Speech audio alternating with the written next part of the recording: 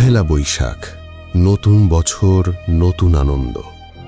গ্রামের বিশাল বটতলায় বসা বৈশাখী মেলা, বাঁশির সুর, হাওয়াই মিঠাই আর কাঠের নাগরদোলার ক্যাচ ক্যাচ শব্দ, সবকিছুই খুব সুন্দর, খুব পরিচিত, খুব স্বাভাবিক।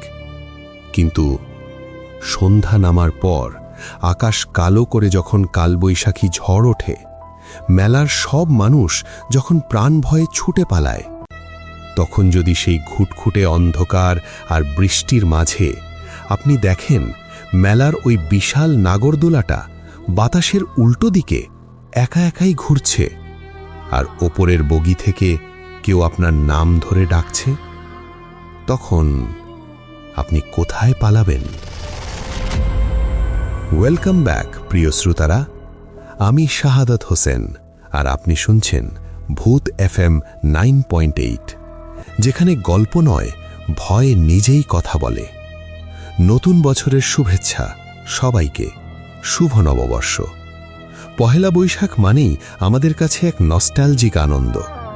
কিন্তু আজ আমি আপনাদের এমন এক বৈশাখী মেলার গল্প শোনাব, যা শোনার পর হয়তো আপনি আর কোনোদিন ওই কাঠের নাগরদোলায় উঠতে চাইবেন না। আজকের ঘটনাটি আমাদের কাছে পাঠিয়েছেন ঢাকা বিশ্ববিদ্যালয়ের ছাত্র ফয়সাল। তার গ্রামের বাড়ির পুরনো বটতলার মেলায় কালবৈশাখীর এক রাতে এমন কিছু ঘটেছিল, যা তার পুরো জীবনের বিশ্বাস, বিজ্ঞান আর লজিককে চিরতরে ধ্বংস করে দিয়েছে। কি লুকিয়েছিল ওই অভিশপ্ত নাগরদোলার ওপরে? চলুন সময় নষ্ট না করে সরাসরি চলে যাই কালবৈশাখী ঝড়ের সেই ভয়ঙ্কর অন্ধকারের ভেতরে। ভয়ের আরেক নাম ভূত FM 9.8। প্রিয় শাহাদাত ভাই, আমি ফয়সাল, থাকি ঢাকায়, পড়াশোনা করছি ঢাকা বিশ্ববিদ্যালয়ে। আমি জানি না আমার এই কথাগুলো কেউ বিশ্বাস করবে কিনা, কারণ মানুষ শুধু সেটুকুই বিশ্বাস করে যা সে নিজের চোখে দেখে বা বিজ্ঞান দিয়ে প্রমাণ করতে পারে।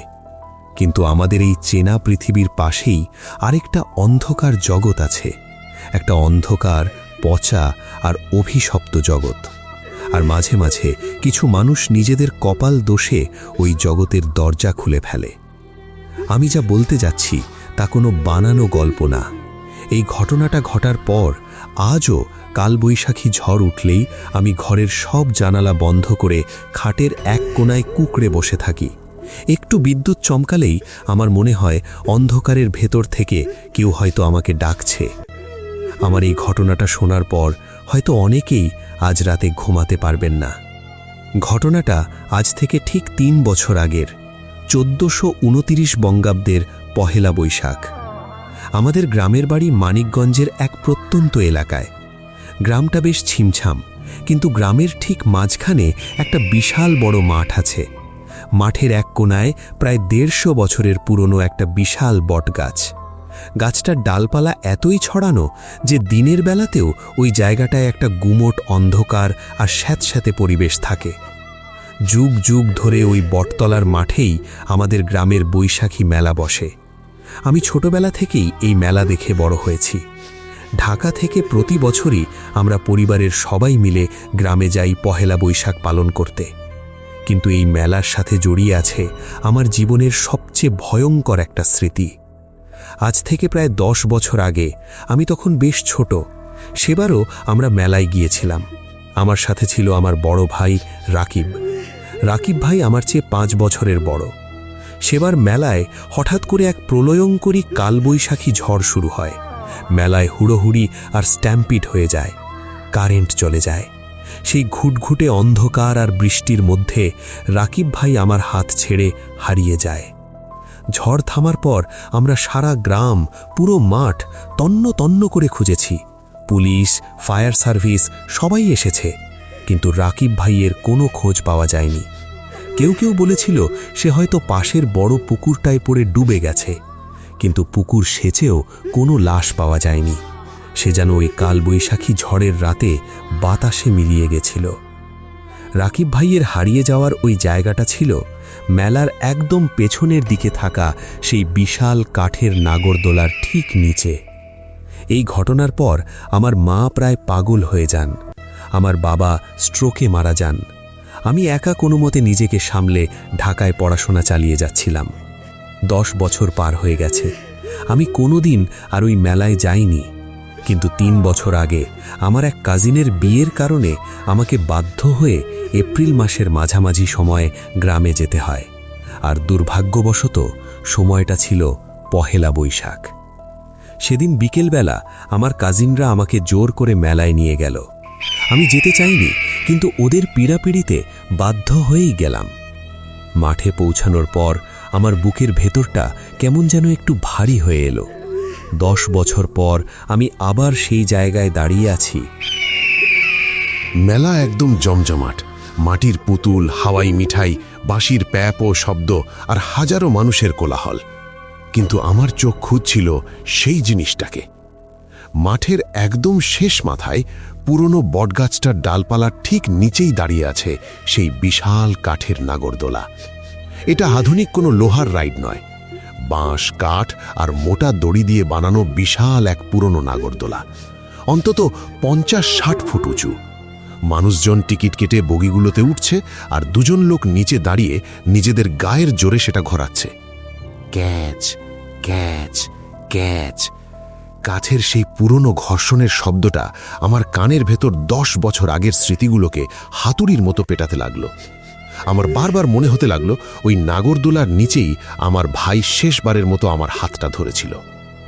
আমার কাজিনরা আমাকে নিয়ে মেলার এদিক ওদিক ঘুরছিল, আমি আনমনা হয়ে তাদের পিছু পিছু হাঁটছিলাম। সন্ধ্যা প্রায় ঘনিয়ে আসছে, ঘড়িতে তখন 6:40। হঠাৎ করেই আবহাওয়াটা বদলাতে শুরু করল। চৈত্রের শেষ বা বৈশাখের শুরুতে আবহাওয়া এমনিতেই গুমোট থাকে, কিন্তু সেদিনের গুমোট ভাবটা ছিল অস্বাভাবিক। বাতাস একদম স্তব্ধ হয়ে গেল, গাছের একটা পাতাও নড়ছে না। আকাশটা পশ্চিম দিক থেকে কেমন যেন অস্বাভাবিক লালচে কালো রূপ নিতে শুরু করল। গ্রামের বয়স্ক মানুষরা আকাশ দেখেই বুঝতে পারল ভয়ঙ্কর কিছু একটা ধেয়ে আসছে। ওরে, কালবৈশাখী আইতেছে, সব বাঁধো, সব গুটায় ফেলাও। দোকানদারদের মধ্যে একটা চিৎকার চেঁচামেচি শুরু হয়ে গেল। মেলায় আসা মানুষজন যে যার মতো বাড়ির দিকে ছুটতে শুরু করল। ঠিক 5 মিনিটের মধ্যে পশ্চিম দিকের আকাশ চিরে একটা বিকট শব্দে বাজ পড়ল। করররর, ধাড়া। শব্দটা এতই তীব্র ছিল যে আমার মনে হলো আমার কানের পর্দা ফেটে যাবে। আর বাজ পড়ার সাথে সাথেই শুরু হলো সেই প্রলয়ঙ্করী কালবৈশাখী ঝড়। বাতাসের বেগ এতই বেশি ছিল যে মেলার ছোট ছোট টিনের চাল, শামিয়ানা আর বাঁশের খুঁটিগুলো কাগজের মতো উড়ে যেতে লাগলো।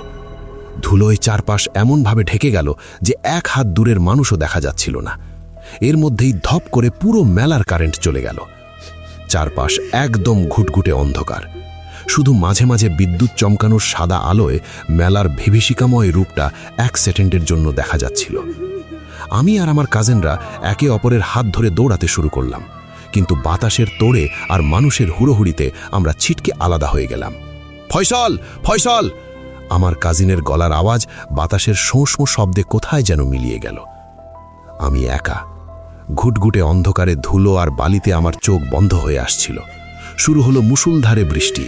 বরফের মতো ঠান্ডা বৃষ্টির ফোঁটাগুলো চাবুকের মতো আমার গায়ে এসে বিঁধতে লাগলো। আমি দৌড়ে আশ্রয় নেওয়ার জন্য একটা জায়গা খুঁজছিলাম। অন্ধকারের মধ্যে আমি শুধু হাতড়ে হাতড়ে এগোচ্ছিলাম। হঠাৎ আমার হাত একটা শক্ত কাঠের পিলারে গিয়ে ঠেকল। আমি পিলারটা জড়িয়ে ধরে তার নিজেই বসে পড়লাম। বসে পড়ার কয়েক সেকেন্ড পর বিদ্যুৎ চমকানোর আলোয় আমি ওপরের দিকে তাকালাম। আমার পুরো শরীর যেন জমে বরফ হয়ে গেল। আমি আশ্রয় নিয়েছি সেই বিশাল কাঠের নাগরদোলার ঠিক নিচে। বাতাসের তোড়ে নাগরদোলাটার খালি কাঠের বগিগুলো এদিক ওদিক দুলছে আর ক্যাচ ক্যাচ করে বিকট শব্দ করছে। মেলার পুরো মাঠ তখন সম্পূর্ণ ফাঁকা। আমি ছাড়া আর কোনো জনপ্রাণী সেখানে নেই। আমি বৃষ্টির মধ্যে জবুথবু হয়ে ওই নাগরদোলার পিলারের সাথে লেপ্টে বসে রইলাম। ভাবলাম ঝড়টা একটু কমলেই দৌড়ে বাড়ি চলে যাব। কিন্তু শাহাদাত ভাই, আসল ঝড় তখনও শুরুই হয়নি। বৃষ্টি আর বাতাসের শব্দে চারদিক একাকার। আমি চোখ বন্ধ করে আয়াতুল কুরসি পড়ছিলাম। হঠাৎ আমার মনে হলো বাতাসের শোঁ শোঁ শব্দের মাঝখান দিয়ে খুব সূক্ষ্ম, খুব চেনা একটা আওয়াজ আমার কানে আসছে, ক্যাচ ক্যাচ ক্যাচ। আমি চোখ খুললাম। ঘুটঘুটে অন্ধকার, কিন্তু আমি স্পষ্ট বুঝতে পারলাম নাগরদোলাটা নড়ছে। প্রথমে ভাবলাম বাতাসের ধাক্কায় হয়তো দুলছে, কিন্তু বাতাসের ধাক্কায় তো আর একটা বিশাল নাগরদোলা এক চক্রে ঘোরে না। আমি কান খাড়া করলাম। ক্যাচ ক্যাচ ক্যাচ শব্দটা একটানা হচ্ছে। আর সবচেয়ে ভয়ের ব্যাপার হলো বাতাস বইছিল উত্তর থেকে দক্ষিণ দিকে, কিন্তু নাগরদোলাটার চাকা ঘুরছিল বাতাসের সম্পূর্ণ উল্টো দিকে, অর্থাৎ দক্ষিণ থেকে উত্তর দিকে। একটা 50 ফুট উঁচু বিশাল ভারী কাঠের নাগরদোলা, নিচে কোনো মানুষ নেই, কোনো ইঞ্জিন নেই, সেটা বাতাসের উল্টো দিকে একা একা ঘুরছে কিভাবে? আমার হার্টবিট তখন কানের কাছে হাতুড়ির মতো বাড়ি খাচ্ছে। ধুক ধুক ধুক। আমি নিঃশ্বাস নিতে পারছিলাম না, আমার গলা শুকিয়ে কাঠ হয়ে গেছে। আমি পিলারের সাথে পিঠ ঠেকিয়ে উঠে দাঁড়ালাম। হঠাৎ আকাশে আবার একটা বিশাল বাজ পড়ল, আর সেই 1 সেকেন্ডের সাদা বিদ্যুতের আলোয় আমি নাগরদোলার উপরের দিকটা দেখলাম। শাহাদত ভাই, আমি কোরআন ছুঁয়ে বলতে পারি, আমি যা দেখেছি তা কোনো মানুষের পক্ষে সহ্য করা সম্ভব না। বিদ্যুতের ওই 1 সেকেন্ডের আলোয় আমি দেখলাম নাগরদোলাটার বগিগুলো খালি নেই। প্রতিটা কাঠের বগিতে একটা করে অবয়ব বসে আছে। ওগুলো মানুষ ছিল না অন্য কিছু আমি জানি না। তাদের সবার গায়ে পুরনো কাদা মাখা জামা কাপড়, তাদের গায়ের চামড়াগুলো পচে গলে ঝুলে আছে। আর সবচেয়ে ভয়ঙ্কর হলো তাদের চোখগুলো। তাদের কারো চোখের কোনো কালো মণি নেই, পুরো চোখটা শুধু সাদা। আর তারা সবাই নিচের দিকে ঝুঁকে সোজা আমার দিকেই তাকিয়েছিল। আমার চোখের সামনের পৃথিবীটা ঘুরতে শুরু করলো। আমি একটা চিৎকার দিতে চাইলাম, কিন্তু আমার গলা দিয়ে কোনো আওয়াজ বের হলো না। মনে হলো কেউ আমার টুটি চেপে ধরেছে। নাগরদোলাটা ঘুরছে, ক্যাচ ক্যাচ, আর ওই সাদা চোখওয়ালা ফ্যাকাশে অবয়বগুলো আমার দিকে তাকিয়ে একটা বিকৃত পৈশাচিক হাসি হাসছে। তাদের হাসিতে কোনো শব্দ ছিল না, কিন্তু তাদের মুখের চোয়ালগুলো কানের কাছে পর্যন্ত চিরে গিয়েছিল। আমি আর 1 সেকেন্ডও সেখানে দাঁড়াইনি। আমি পেছন ঘুরে দৌড় দেওয়ার জন্য পা বাড়ালাম, কিন্তু ঠিক সেই মুহূর্তে ঝড়ের শব্দের মাঝখান দিয়ে নাগরদোলার একদম ওপরের একটা বগি থেকে খুব স্পষ্ট, খুব পরিচিত একটা গলা আমাকে ডাকল, ফয়সাল, তুই আমাকে ফেলে চলে যাচ্ছিস? আমার 2 পা যেন মাটির সাথে কেউ পেরেক দিয়ে আটকে দিল। আমি থমকে দাঁড়ালাম। আমার সারা শরীর থরথর করে কাঁপছে। এই গলাটা, এই ডাকটা আমি আমার পুরো জীবনে কখনো ভুলতে পারবো না। এই গলাটা আমার বড় ভাই রাকিব ভাইয়ের। আমি ঘাড় ঘোরাতে চাচ্ছিলাম না। আমার ভেতরের 6th সেন্স চিৎকার করে বলছিল, তাকাস না ফয়সাল, ওটা তোর ভাই না, ওটা শয়তান। কিন্তু রক্তের টান বড়ই অদ্ভুত। আমি নিজেকে আর আটকাতে পারলাম না। আমি খুব ধীরে ধীরে ঘাড় ঘুরিয়ে নাগরদোলার ওই বগিটার দিকে তাকালাম। আকাশে তখন মেঘের হালকা ফাঁক দিয়ে বিদ্যুতের একটা ম্লান আলো এসে পড়েছে। আমি দেখলাম বগির ঠিক মাঝখানে কাঠের ডান্ডাটা ধরে দাঁড়িয়ে আছে আমার রাকিব ভাই। 10 বছর আগে সে যে নীল রঙের শার্ট পরে হারিয়ে গিয়েছিল, তার গায়ে আজও সেই একই শার্ট। শার্টটা কাদায় আর রক্তে মাখামাখি, কিন্তু তার চেহারার অর্ধেকটা যেন কেউ খুবলে খেয়ে ফেলেছে। হাড়গুলো বেরিয়ে আছে, আর তার 2টো চোখ সম্পূর্ণ সাদা। সে বগির ভেতর থেকে তার লম্বা পচা হাড় গিলে হাতটা আমার দিকে বাড়িয়ে দিল, আর তার সেই সাদা মণিহীন চোখ দুটো দিয়ে সরাসরি আমার দিকে তাকিয়ে একটা অমানসিক গজরানির মতো গলায় বলে উঠল, 10 বছর ধরে আমি এখানে একা ঘুরছি ফয়সাল, আজ তুই এসেছিস, আয় আমার বগিতে আয়, আমরা একসাথে ঘুরব। রাকিব ভাইয়ের গলাটা ছিল একদম 10 বছর আগের সেই চেনা গলার মতোই, কিন্তু সেই গলার সাথে মিশেছিল একটা ঘরে পৈশাচিক সুর। মনে হচ্ছিল কেউ একজন মাটির অনেক গভীর থেকে গলা খাকড়িয়ে কথা বলছে। আমার চোখের সামনে নাগরদোলাটা ক্যাচ ক্যাচ শব্দ করে উল্টো দিকে ঘুরছে, আর রাকিব ভাইয়ের বগিটা ধীরে ধীরে ওপর থেকে নিচের দিকে নামছে। ওর সেই পচা হাড় গিলে হাতটা আমার দিকে বাড়িয়ে রেখেছে। আমার পুরো শরীর তখন প্যারালাইজড। আমার চোখের সামনে আমার বড় ভাই, যে 10 বছর আগে এই মেলাতেই হারিয়ে গিয়েছিল, সে আজ ফিরে এসেছে। কিন্তু সে মানুষ হয়ে ফেরেনি, সে ফিরেছে এমন এক রূপ নিয়ে যা দেখলে সুস্থ মানুষের রক্ত জল হয়ে যায়। আমার মাথার ভেতর তখন দুটো সত্তার লড়াই চলছিল। আমার লজিক বলছিল এটা রাকিব ভাই হতে পারে না, 10 বছর ধরে একটা মানুষ নাগরদোলার বগিতে বেঁচে থাকতে পারে না, এটা একটা শয়তান যে আমার ভাইয়ের রূপ ধরে আমাকে ডাকছে। কিন্তু আমার ইমোশন, আমার সেই 10 বছরের জমে থাকা কষ্ট আমাকে বাধ্য করছিল ওর দিকে এগোতে। আমি 1 পা 2 পা করে সম্মোহিতর মতো নাগরদোলার দিকে এগোতে লাগলাম। আমার চোখ দুটো দিয়ে অজরে পানি পড়ছিল। আমি শুধু বিড়বিড় করে বলছিলাম, ভাইয়া তুই এখানে, তুই এতদিন কোথায় ছিলি? রাকিব ভাইয়ের বগিটা যখন একদম নিচে মাটির কাছাকাছি চলে এলো, ও হাসল। ও সেই অর্ধেক খুবলে নেওয়া চেহারার হাসিটা এতই বিভৎস ছিল যে ওটা দেখলে যে কেউ অজ্ঞান হয়ে যাবে। ওর সাদা মনিহীন চোখ দুটো আমার দিকে স্থির। আয় ফয়সাল, আমার হাতটা ধর, তারপর আমরা একসাথে অনেক উঁচুতে যাব। আমি হাত বাড়ালাম। আমার আঙুলগুলো ওর ওই পচা কালচে আঙুলগুলোর একদম কাছাকাছি চলে গেছে। আর ঠিক সেই মুহূর্তে আকাশ চিরে আরেকটা প্রলয়ঙ্করী বাজ পড়ল। কড়কড়, ধড়াম। বাজটা পড়ল মেলার একদম পেছনের দিকের একটা পুরনো মেহগানি গাছের উপর। গাছটা দাও দাও করে জ্বলে উঠল। সেই জ্বলন্ত গাছের লাল আলোতে আমি রাকিব ভাইয়ের আসল রূপটা দেখতে পেলাম। শাহাদাত ভাই, আমি আল্লাহর কসম খেয়ে বলছি, ওই 1 সেকেন্ডের আলোতে আমি যা দেখেছি তা আমার মস্তিষ্ক আজও ভুলতে পারেনি। আমি দেখলাম ওটা কোনো রাকিব ভাই ছিল না। বগির ভেতর বসে থাকা ওই জিনিসটার শরীরটা মানুষের মতো হলেও ওর ঘাড়ের পেছন থেকে একটা লম্বা সাপের মতো কালো লেজ বেরিয়ে নাগরদোলার কাঠের ডান্ডার সাথে পেঁচানো ছিল। আর ওর পায়ের দিকে তাকাতেই আমার কলিজাটা ছ্যাঁত করে উঠল। ওর পা দুটো মানুষের মতো ছিল না, পা দুটো ছিল উটের বা ঘোড়ার মতো পেছনের দিকে ঘোরানো, আর পায়ের খুরগুলো কাঠের বগির সাথে ঠক ঠক করে ঘষা খাচ্ছিল। আমি বুঝতে পারলাম আমি একটা জ্যান্ত শয়তানের, একটা পিশাচের হাত ধরতে যাচ্ছিলাম। ও আমার ভাইয়ের রূপ ধরে আমাকে ওর বগিতে তুলে নিতে চাইছিল, যাতে সে আমাকে চিরতরে ওই অন্ধকারের দুনিয়ায় নিয়ে যেতে পারে। আমি ভেবেছিলাম সব শেষ, কিন্তু আসল ভয় তখনও শুরুই হয়নি। আমি এক ঝটকায় আমার হাতটা সরিয়ে নিলাম, আর সেই মুহূর্তে রাকিব ভাইয়ের সেই মায়ার গলাটা পুরোপুরি পাল্টে গেল। ওটা একটা বিকট অমানুষিক গর্জনে পরিণত হলো।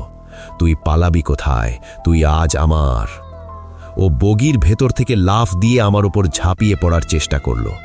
আমি আমার জীবনের সবটুকু শক্তি এক করে পেছন ফিরে দৌড় দিলাম।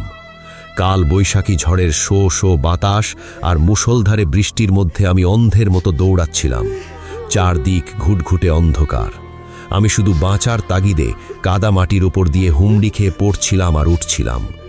আমি যখন দৌড়াচ্ছি আমি স্পষ্ট শুনতে পাচ্ছিলাম আমার ঠিক পেছনে খট খট খট ঘোড়ার খুরের মতো শব্দ করে কেউ একজন আমার পিছু পিছু দৌড়াচ্ছে, আর তার সাথে সেই পৈশাচিক হাসি, হা হা হা, তুই পারবি না ফয়সাল, তুই আমার।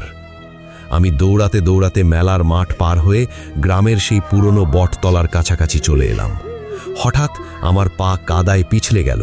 আমি মুখ থুবড়ে মাটিতে পড়ে গেলাম। আমার হাঁটু ছিলে রক্ত বের হতে শুরু করলো। আমি ওঠার চেষ্টা করছি, কিন্তু আমার মনে হলো কেউ একজন আমার পেছনের শার্টের কলারটা খপ করে চেপে ধরেছে। একটা হাড় হিমকর বরফ শীতল হাওয়া আমার ঘাড়ের ওপর দিয়ে বয়ে গেল। আমি বুঝতে পারলাম ওটা আমাকে ধরে ফেলেছে। আমি চোখ শক্ত করে বন্ধ করে সর্বশক্তি দিয়ে আয়াতুল কুরসি পড়া শুরু করলাম। আল্লাহু লা ইলাহা ইল্লাহু আল হাইয়ুল কাইয়ুম। আমি চিৎকার করে পড়ছিলাম। আমার পড়ার সাথে সাথেই ওই বরফ শীতল হাতটা আমার কলার থেকে ছুটে গেল, আর আমার কানের কাছে একটা বিকট কান ফাটানো আর্তনাদ ইকো হতে লাগলো। মনে হলো কেউ যেন আগুনে পুড়ে যাচ্ছে। আমি আর পেছনে তাকাইনি। আমি কোনো মতে উঠে দাঁড়িয়ে এক দৌড়ে মেলার মাঠ আর হয়ে আমাদের বাড়ির রাস্তায় উঠে এলাম। আমাদের বাড়ির গেট খোলা ছিল। আমি গেট দিয়ে ঢুকে সোজা ড্রয়িং রুমের ফ্লোরে জ্ঞান হারিয়ে পড়ে গেলাম। যখন আমার জ্ঞান ফিরল তখন সকাল হয়ে গেছে। কাল বৈশাখীর ঝড়ের কোনো চিহ্ন নেই, আকাশে ঝকঝকে রোদ। আমি চোখ মেলে দেখলাম আমি আমার বিছানায় শুয়ে আছি। আমার মা, চাচা আর কাজিনরা আমার পাশে উদ্বিগ্ন হয়ে বসে আছে। আমার মা আমাকে জড়িয়ে ধরে কাঁদতে শুরু করলেন। ফয়সাল, তুই কাল রাতে কোথায় ছিলি বাবা? আমরা তোকে সারা রাত খুঁজেছি, তুই কাদার মধ্যে অজ্ঞান হয়ে পড়েছিলি। আমি কাঁপতে কাঁপতে উঠে বসার চেষ্টা করলাম। আমার গলা দিয়ে কোনো আওয়াজ বেরোচ্ছিল না। আমি শুধু ফিসফিস করে বললাম, নাগরদোলা, রাকিব ভাই, ওটা আমাকে ধরতে আসছিল। আমার কথা শুনে আমার মা থমকে গেলেন। আমার চাচা আমার মাথায় হাত বুলিয়ে বললেন, ফয়সাল, তুই হয়তো ঝড়ের মধ্যে ভয় পেয়ে হ্যালুসিনেশন দেখেছিস। রাকিব তো 10 বছর আগেই মারা গেছে বাবা, তুই ওসব ভুলে যা। আমি চিৎকার করে বললাম, না চাচা, ওটা হ্যালুসিনেশন ছিল না। আমি নিজের চোখে দেখেছি নাগরদোলাটা বাতাসের উল্টো দিকে একা একা ঘুরছিল, আর বগির ভেতর যারা বসেছিল তাদের চোখ সাদা ছিল। আমার কাজিনরা একে অপরের দিকে মুখ চাওয়াচাওয়ি করতে লাগলো। হঠাৎ আমার চাচা খুব গম্ভীর গলায় বললেন, তুই কি মেলার পেছনের সেই পুরনো নাগরদোলার নিচে গিয়েছিলি? আমি মাথা নেড়ে বললাম, হ্যাঁ। চাচা একটা দীর্ঘ শ্বাস ফেলে যা বললেন তা শুনে আমার পায়ের তলার মাটি সরে গেল। তিনি বললেন, ফয়সাল, কাল রাতে যে মেলায় ঝড় উঠেছিল তাতে মেলার প্যান্ডেল, লাইট সব ভেঙে তছনছ হয়ে গেছে, কিন্তু তুই যে নাগরদোলার কথা বলছিস, ওই পুরনো কাঠের নাগরদোলাটা তো গত 5 বছর ধরে আর চালানো হয় না। ওটার কাঠের ফ্রেম পচে যাওয়ায় 5 বছর আগেই ওটা বন্ধ করে দেওয়া হয়েছে। ওটার কোনো বগি এখন আর গাছে ঝোলানো নেই, সব মাটিতে পড়ে আছে। কথাটা শোনার পর আমার মনে হলো আমার মাথার ওপর দিয়ে একটা বুলডোজার চলে গেল। আমি তোতলাতে তোতলাতে বললাম, তাহলে আমি কাল রাতে কি দেখেছি? ওই বগিগুলো, ওই মানুষগুলো, রাকিব ভাই? চাচা আমার হাত ধরে বললেন, ওই পুরনো বটতলা আর ওই নাগরদোলার আশপাশে অনেক অশুভ জিনিস থাকে ফয়সাল। 10 বছর আগে রাকিব যখন হারিয়ে যায় তখনও এমন একটা কালবৈশাখী ঝড় উঠেছিল। গ্রামের মুরব্বীরা বলে ওই ঝড়ের রাতে নাকি খারাপ জিন বা পিশাচরা বের হয়। তুই কাল রাতে এমন কোনো মায়াজালে আটকা পড়েছিলি যেটা তোকে তোর ভাইয়ের রূপ ধরে ডাকছিল। তুই যদি ওর হাত ধরতি তাহলে হয়তো আজ আমরা তোকেও পেতাম না। আমি সেদিনই ঢাকা ফিরে আসি। আমি আর কোনো দিন ওই গ্রামে, ওই মেলায় যাইনি। বিজ্ঞান হয়তো বলবে আমি হ্যালুসিনেশন দেখেছি, ট্রমার কারণে আমার ব্রেন আমার ভাইয়ের ছবি তৈরি করেছিল। কিন্তু আমি তো জানি আমি কি ফেস করেছি। আমার শার্টের কলারটা যে ও চেপে ধরেছিল, ওর সেই ঘোড়ার মতো খুর, ওর সেই পৈশাচিক হাসি, এগুলো তো কোনো মনের ভুল হতে পারে না। আর সবচেয়ে বড় প্রমাণ ছিল আমার শার্টের কলার। ডাক্তাররা খেয়াল করেনি, কিন্তু আমি আমার শার্টের কলারের কাছে স্পষ্ট দেখতে পেয়েছিলাম কালচে নীল রঙের 5টা আঙুলের দাগ, ঠিক যেন কেউ আমাকে বরফের হাত দিয়ে চেপে ধরেছিল। আজ 3 বছর পার হয়ে গেছে, আমি স্বাভাবিক জীবনে ফিরেছি। কিন্তু শাহাদাত ভাই, আমি একটা চরম সত্য বুঝতে পেরেছি। শয়তান সব সময় মানুষের ইমোশন আর দুর্বলতা নিয়েই খেলে। সে আপনার সবচেয়ে প্রিয় মানুষের রূপ ধরে আপনাকে ডাকতে পারে, যাতে আপনি নিজে গিয়ে তার ফাঁদে পা দেন। আর আজও যখন বৈশাখ মাস আসে, যখন আকাশ কালো করে কালবৈশাখী ঝড় ওঠে, আমি আমার ঘরের সব জানালা দরজা বন্ধ করে দিই। কারণ মাঝে মাঝে ঝড়ের বাতাসের শোঁ শোঁ শব্দের ভেতর দিয়ে আমি শুনতে পাই কেউ একজন খুব ফিসফিস করে আমাকে ডাকছে, ফয়সাল, তুই আমাকে ফেলে চলে এলি। আমি আমার গল্পটা এখানেই শেষ করছি। শাহাদাত ভাই, যারা পয়লা বৈশাখে মেলায় যান বা ঝড়ের রাতে বাইরে থাকেন, তাদের শুধু একটা কথাই বলবো, কালবৈশাখী ঝড়ের সময় যদি কখনো দেখেন মেলার কোনো বন্ধ রাইড একা একা ঘুরছে আর ওপর থেকে কেউ আপনার নাম ধরে ডাকছে, ভুল করেও তার দিকে তাকাবেন না, কারণ সে হয়তো আপনার জন্যই অপেক্ষা করছে তার বগিতে একটা জায়গা খালি রেখে। ধন্যবাদ ভাই, ভালো থাকবেন। প্রিয় শ্রোতারা, স্তব্ধ করে দেওয়ার মতো একটা অভিজ্ঞতা। পয়লা বৈশাখের মেলা আর কালবৈশাখী ঝড়ের এই ঘটনা প্রমাণ করে প্রকৃতির ধ্বংসলীলার আড়ালে কখনো কখনো এমন কিছু লুকিয়ে থাকে যা মানুষের বোধের বাইরে। এই ঘটনাটি আপনাদের কেমন লাগলো কমেন্টে জানাবেন। ঘটনাটি যদি আপনাকে একটুও শিউরে তোলে তাহলে লাইক দিন, শেয়ার করুন, আর এমন ভয়ঙ্কর ঘটনা শুনতে আমাদের ইউটিউব চ্যানেলটি সাবস্ক্রাইব করে রাখুন। আপনার সাথে যদি এমন কোনো গা ছমছমে অমানবিক ঘটনা ঘটে থাকে আমাদের কাছে পাঠাতে পারেন। আপনি চাইলে আপনার পরিচয় সম্পূর্ণ গোপন রাখা হবে, ছদ্মনাম ব্যবহার করা হবে। ঘটনা পাঠানোর ঠিকানা bhutfm98bd@gmail.com। আর হ্যাঁ, আজকের এপিসোড শোনার পর যদি আপনি কখনো কালবৈশাখী ঝড়ের রাতে একা থাকেন আর বাইরে থেকে আপনার খুব পরিচিত, খুব কাছের কোনো মানুষের গলার আওয়াজ শোনেন, তাহলে ভুল করেও দরজা খুলে দেখতে যাবেন না, কারণ শয়তান আপনার সবচেয়ে প্রিয় মানুষের গলা হুবহু নকল করতে পারে। আর একবার যদি আপনি দরজা খোলেন তাহলে সে আর কখনো ফিরে যাবে না।